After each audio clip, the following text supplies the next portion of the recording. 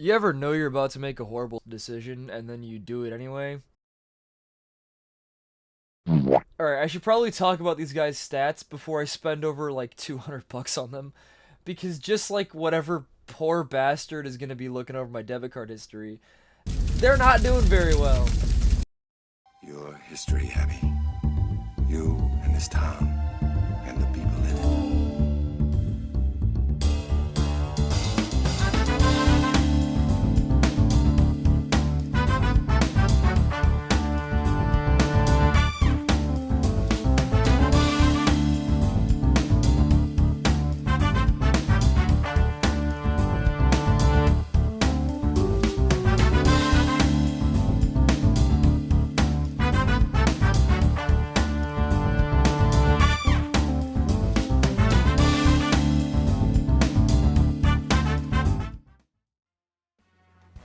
The Red Brigade are the first third-party faction to officially hit Trench Crusade, originally being thought out by Westfalia Publishing and then given rules by the actual Trench Crusade team.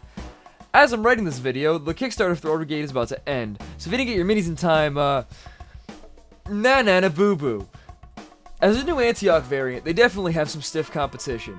Between New Antioch but terrifying, New Antioch but German and full of grenades, and New Antioch but it's just the entire mercenary roster, there's a lot of other variants to pick from. The Red Brigade stands out from these variants by having access to a couple of exclusive units, and also having the weirdest goddamn campaign rules this game has ever seen. So let's get started with the breakdown. I'll start off with the positives, then the negatives, then we'll get into specific units. When it comes to positives, the Red Brigade have got a few solid things going for them. The first one we're going to talk about is Guns Blazing. For 5 ducats, you can upgrade your lieutenant to get the gunslinger skill. Basically, this lets them dual-wield pistols, and it's also objectively the coolest thing you can do in the entire game. This might just be my favorite part of the variant, and that's not even because the rest of it is bad, it's just that akimbo automatic pistols are God's gift to my loins. Basically, since each automatic pistol can fire twice, and since you can dual-wield them with the gunslinger skill, your lieutenant can shoot 4 times. And because they have assault, you can shoot once and then charge someone and get 5 attacks off in 1 turn. Now, pistols generally aren't great at actually killing people, but 5 of anything can usually do the trick. And in my opinion, this is just one of the most fun warband leader abilities in the entire game. Next up, we have the Glory Hound ability. This ability doubles any glory points gained from glorious deeds done by trench dogs, which I'll talk more about later. For those who are unfamiliar with campaign rules, during a campaign match, you can get glory points, which can buy special equipment and gear, for doing certain deeds during the match, and this ability basically just makes you get 2 of those whenever you get 1. This ability is going to be where my praises for the Brigade start to run short, as it's the start of all of their design problems. This does awful things to campaigns. Here's the thing. Normally, you'd want your elites to be the ones doing glorious deeds, because that gives them XP, which means more cool abilities and skill points and all that. But because of how this ability works, you just always want to have a bunch of dogs that you're throwing at any glorious deeds so you can get free glory points. Which means you get less cool abilities and just more glory points to buy expensive crap. This is boring as hell to play. Abilities are fun and having less of them sucks, but it's also really unfun to play against. Red Brigade warbands can snowball hard in campaigns because you can rack up a ludicrous amount of glory points. For reference, if you do 2 glorious deeds per battle with dogs, which isn't super hard, you can get a resurrection engine in 3 rounds, which is just insane. This ability manages to land in what I call the Mierdilock zone, because it somehow manages to be uninteresting to use, and also unfun to fight against. Finally, for the Warband's Upsides, they have access to Remember the Fallen. After a campaign match ends, there's an exploration phase, where you can find new items and loot ducats and whatnot. The Red Brigade can choose to skip this, and instead pick up all the items from their dead models. Normally, when a model dies in campaign, you lose all the gear they had on them. The usage of this is entirely dependent on how much you got screwed in the last match, but it will often leave you with less money in exploration. However, this lets you recover glory items you've lost, which can be really useful, as those are often a massive pain in the ass to get back. All in all, it's a situational option, but it's very thematic and cool, and it can really come in handy sometimes. See? 3 nice, unique upsides. I mean, one of them sucks and makes the game less fun for everyone, but the other 2 are pretty cool. Now, do you want to see how many downsides these poor bastards have?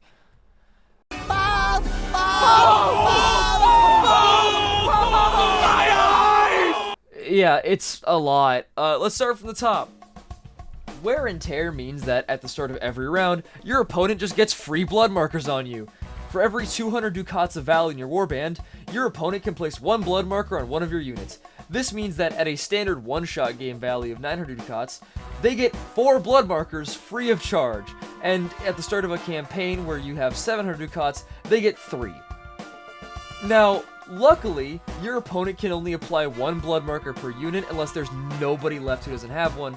But Jesus Christ, this is maybe one of the worst downsides of any variant. The worst part of this too is that your opponent is the one placing them, which means they will be on the worst possible units to have blood markers. Expect a lot of Yeomen to die because they got a blood marker, were shot once, and then had the blood marker applied to them. And because your opponent is applying them, the one unit you have who actually wants blood markers, I'll talk about him later, is going to be the one guy who doesn't get any. The next downside is no retreat. No members of the Red Brigade can retreat out of melee. I'm going to let that sit for a second. Your units cannot run from melee, which means all of your powerful, expensive guns can be shut down by a single guy just running at you. It doesn't matter if it's a wretch with a pocket knife, if they are in melee with you, you are now stuck there and cannot just leave and shoot them like every other warband in the game. This is bad.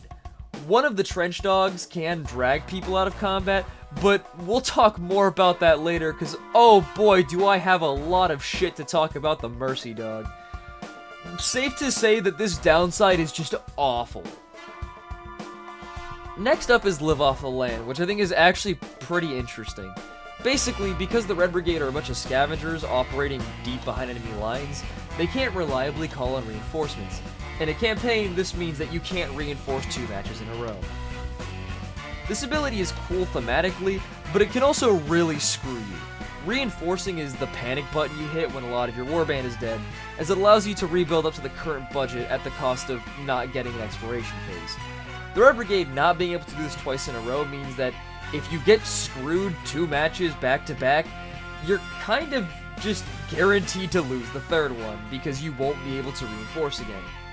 Now, this ability on its own wouldn't be super bad, because it's very rare that you'll ever even need to reinforce 2 matches in a row with any other warband.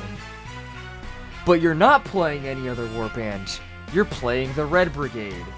You know, the guys who literally cannot run away from melee combat? The guys who start every match with blood markers from nowhere every single match? Basically, if any faction is going to need to reinforce twice in a row, it's going to be the Red Brigade, because of all of the other really bad downsides.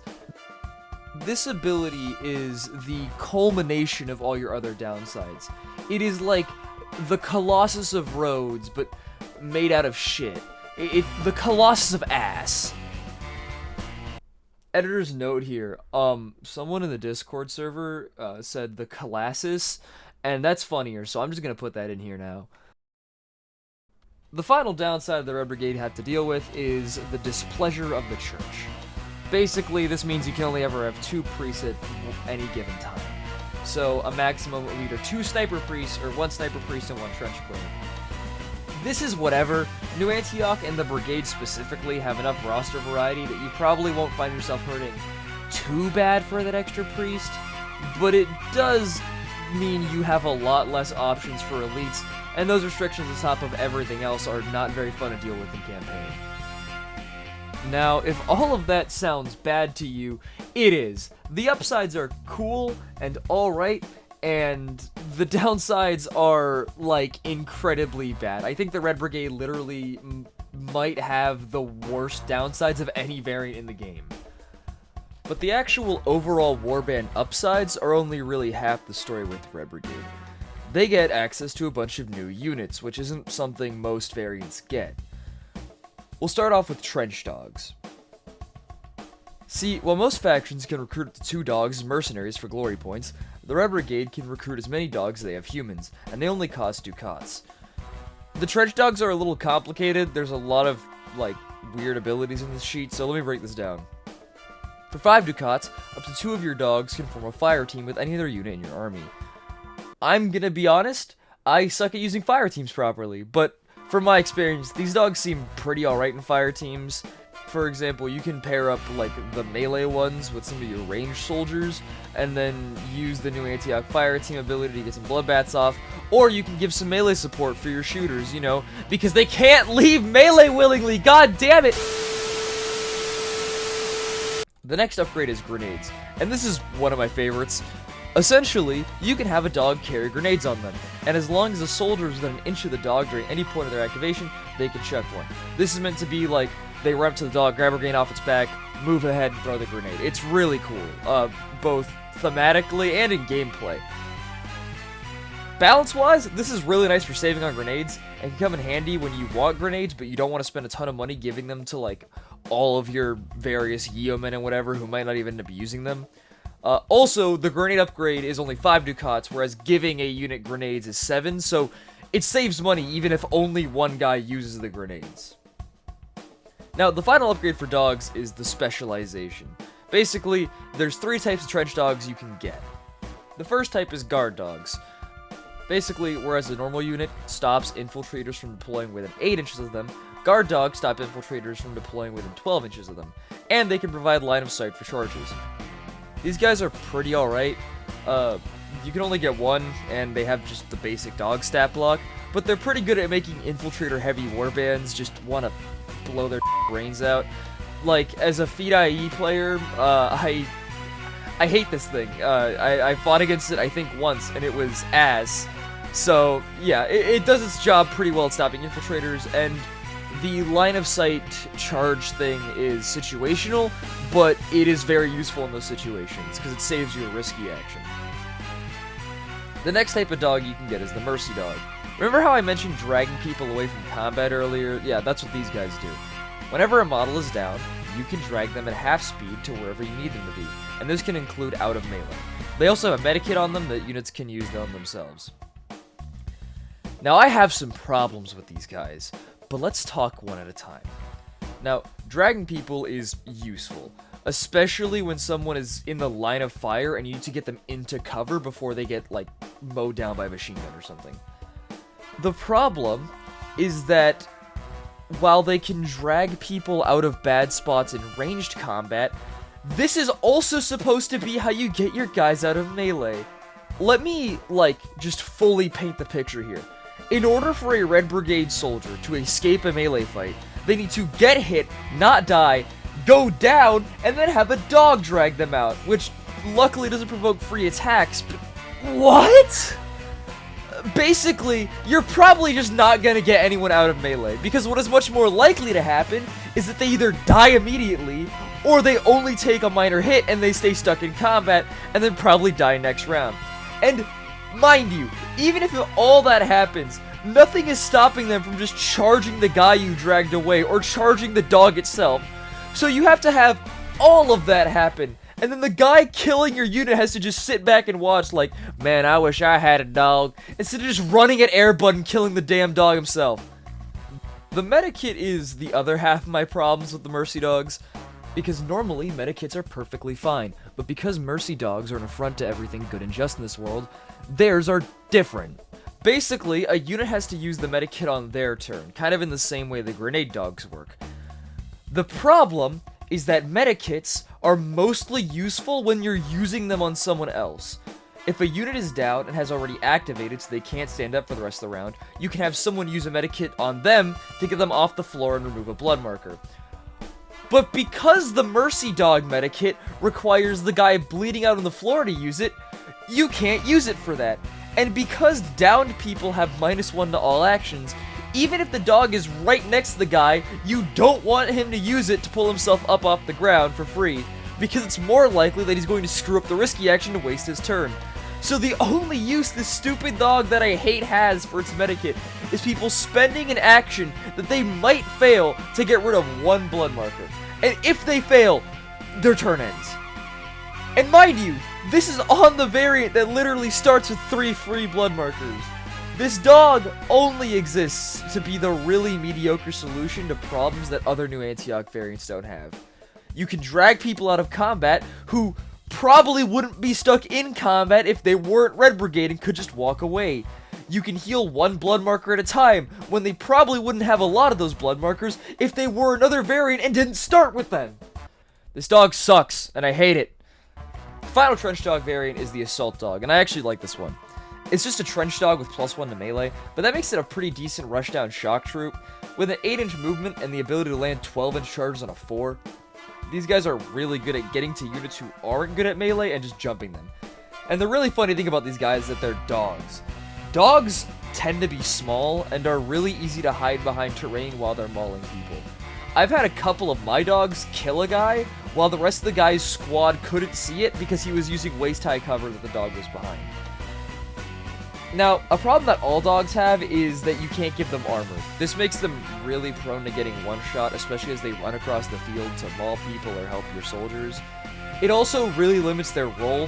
There isn't much point in using a dog as a combatant or like a guard dog to line up charges a lot of time, because odds are the dog's just gonna get shot and die.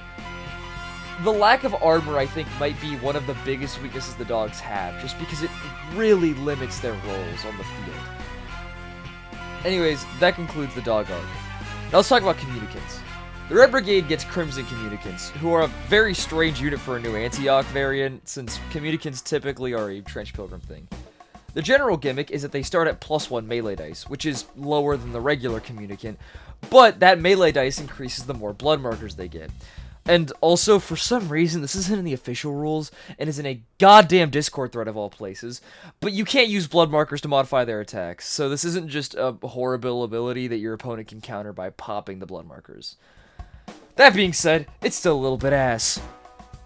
The problem is that, for a communicant, these guys aren't that tanky.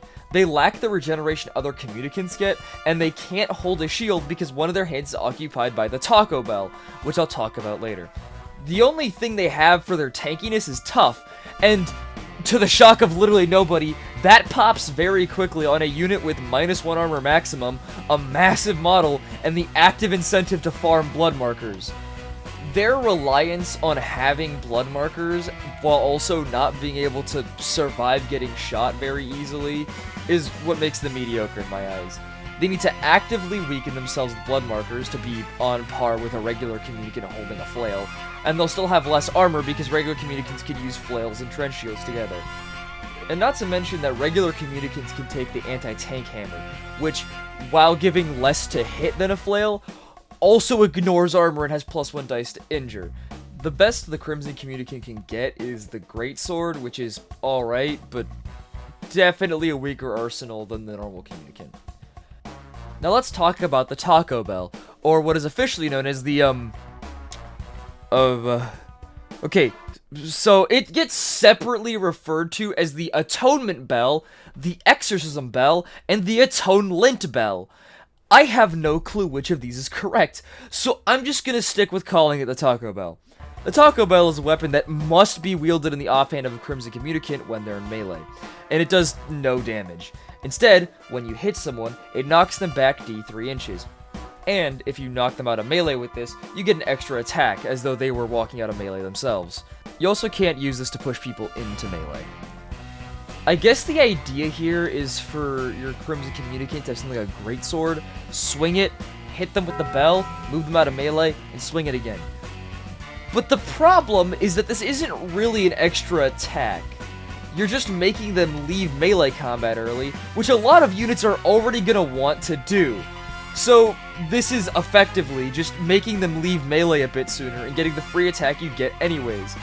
And this means that if they don't die, they are now out of melee, which means they can either just walk away, or they can shoot you with an assault weapon and then charge you again.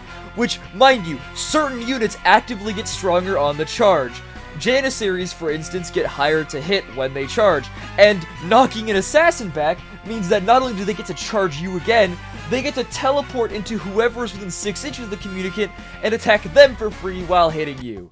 And mind you, this bell, which is at most situationally alright, takes the same hand slot that could be holding something like a shield for actual survivability or another melee weapon, and you have to take it. All in all, the Crimson Communicant isn't very good. Finally, the items of the Red Brigade. Don't worry, this will go real quickly. First, we have the Red Banner. Basically, when your morale breaks, you can become shaken instead of immediately losing the battle. This is mediocre, especially for 2 Glory. There are a lot of times where you want your morale to break during a campaign match, because it means that all of your units have, like, a get-out-of-jail-free card away from whatever combats they're in, so you can escape the 19 inches of Warwolf that's about to murder your leader. This has its uses, like you can obviously get more VP or whatever, but I just don't see much point. The last item is the Blood Cloak, and this thing just gives skirmish to whoever's wearing one. You can get up to 4 of them, and they're 10 ducats a pop. This item is pretty cool and very good because the Red Brigade wants you to stay the hell away from melee combat, or else you have to rely on the dumbest dog! So all in all, the Red Brigade are in a pretty rough spot. They have some okay upsides, some mediocre units, and then a lot of incredibly bad downsides.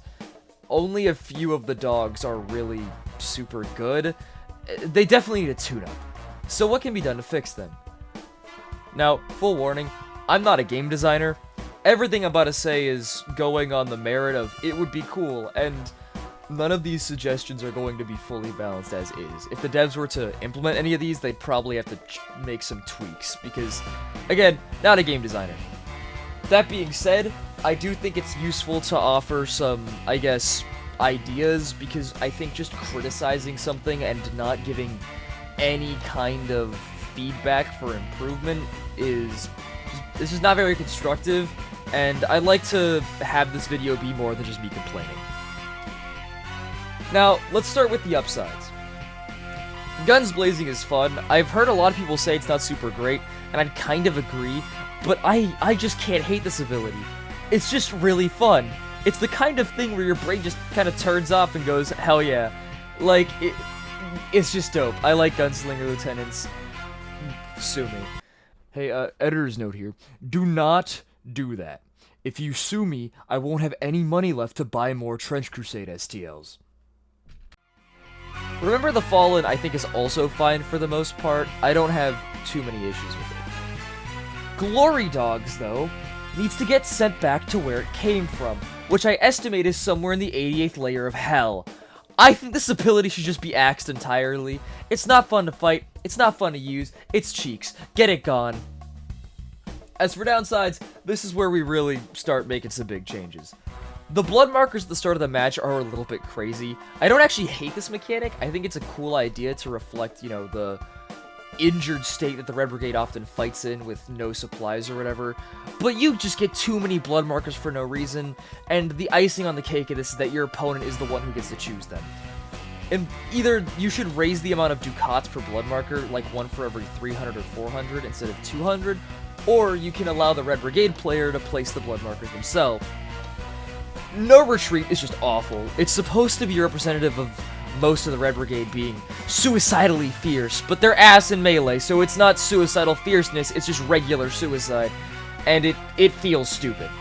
I think instead of forcing them to stay locked into melee no matter what, they should just have retreat be a risky action. This makes it so that it's still hard for them to run away, but they aren't entirely screwed out of it. Live off the land and Displeasure of the Church are both mostly fine from what I've seen. Displeasure of the Church is fine, and Live off the Land is only as bad as it is because of the other two downsides, so if they got tweaked, I think this would be a perfectly fine downside. Just, it would definitely make the Red Brigade a little bit more punishing, but I feel like that's kind of the point. Now, we're in the land of making shit up. See, if you were to implement all the changes I've made here, the Red Brigade would still probably be a really mediocre variant. What the Red Brigade really needs is some new upsides and unit rebalances on top of those changes. And because, even with those tweaks, those downsides are still really bad, we can give them some big upsides. The first one that I thought of would be giving all members of the Red Brigade a version of the Crimson Communicant's ability. Each member of the brigade gets a bonus to hit and range and melee based on how many blood markers they've got. I'm not super in tune to the exact numbers of the game's balance, but if just having it be like +1 dice to hit per blood marker is too strong, you can maybe have it be a maximum of +2, or if even that's too strong, let it be so that the elites can get up to +2 and the regular guys can only get +1. This would actually make the units of the brigade good at fighting while injured, which I think fits them both thematically and mechanically, since, you know, they start with free blood markers. And it would give them an upside over basic New Antioch infantry, since normally New Antioch infantry can't get super good melee or range stats. Now, to properly implement this, the rest of the brigade would need the same ability the Crimson Communicant has, where blood markers can't affect their attack rolls. This would also be a pretty nice upside in addition to the other one. I don't think it would be too busted, since it just forces your opponent to use blood markers for injury rolls, which I think that'd be mostly fine. It'd be a good upside, but compared to stuff like, I don't know, -1 dice to injure on your whole army from Trench Ghosts, I think this is pretty alright. Now, the final idea I had, which is a lot less coherent and way more, crack adjacent, is to let the Red Brigade have a looting mechanic, because they're meant to be scavengers. Similar to how the Knights of Avarice get 1 New Antioch item and 1 Sultanate item, maybe the Red Brigade could loot other factions' items in some way. Maybe they could loot enemy corpses after battle and use other factions' gears. Maybe they could spend glory to scavenge other factions' glory items or something. I think this could be cool and lead to some, like, really unique Red Brigade builds with all of the new, like, arsenal diversity. But this is also definitely on the stranger side, but I think it's potentially, like, really cool if the Red Brigade were able to make some weird builds with other factions' items that they looted. Now, onto the units. First of all, just give all dogs, regardless, the ability to equip armor. I'm already spending a bunch of money on upgrades and, like, you know, the grenades and the specializations and the fire teams. Just let me armor the creature with all those upgrades on it so I don't end up wasting my money. Now onto the stupid dog that I hate. Okay, in all seriousness, the Mercy Dog isn't bad, despite how much I've ranted about it. It's just really unreliable for getting people out of melee. If the Red Brigade are allowed to retreat just as a risky action, then I think that put the drag ability in a pretty good spot. The Medikit, meanwhile, should be something the dog can do on its own turn. It sounds dumb to say that the dog should be allowed to, like, medically treat people, but I legitimately don't see another way for this to be particularly useful, especially on the Red Brigade. Maybe instead of having a Medikit, the dog could spend an action to help people up, but not heal any blood markers, so that, you know, you don't have the dog performing field surgery. But either way, remove the part where people have to heal themselves next to the dog. Instead, make it so the dog can do something to help them up or heal them on its turn. Now, the Crimson Communicant is a doozy to change, but I'm gonna try my best. I think this thing needs to work more like a proper Communicant. It can still have its worst base melee stats in the Trench Pilgrim Communicant, but it should gain some version of the regen ability that every other Communicant gets. To keep its power from injury shtick going, I think that instead of healing 1 blood marker per turn like a regular Communicant, it should convert 1 blood marker per turn to a blessing marker at the start of every turn like a Stigmatic Nun does. This would keep it survivable while also making it, you know, play and work like a Communicant. I don't think this would make them stronger than a regular Communicant either, because regular Communicants are elite and they get the way better arsenal with, like, the anti-tank hammer and whatnot. And now, the Taco Bell. I want to love this thing, but it just needs some changes. The most simple change that would probably make it fine is if it just did damage like literally any other weapon. It's a big-ass bell. It should be able to hurt people when you smash them in the skull with it. I'd also probably make the bell an optional thing you can take. And that's actually it for changes. I really hope someone on the design team watches this, because this script took like 2 days, and I really want the Red Brigade to be in a better spot than they are right now. Now, I know that this video has been very negative, but I want to end on a positive note. The fact that the Red Brigade even exists is really cool, and I want to give credit to the Trench Crusade team for seeing some cool third-party models and rules, and fully incorporating them into both the lore and the gameplay. I also want to give credit to Westfalia Publishing for making some utterly amazing looking models. Seriously, the Red Brigade model lineup is stunning, and I'm incredibly excited to send these off to get printed and start painting them up. Amazing work, guys. At the end of the day, the Red Brigade are an amazing warband aesthetically, and they have some fascinating lore, but they definitely need a game design overhaul. And now, I must do what I swore to do at the start of this video. Oh, it's worth it, but they got me in the bank account.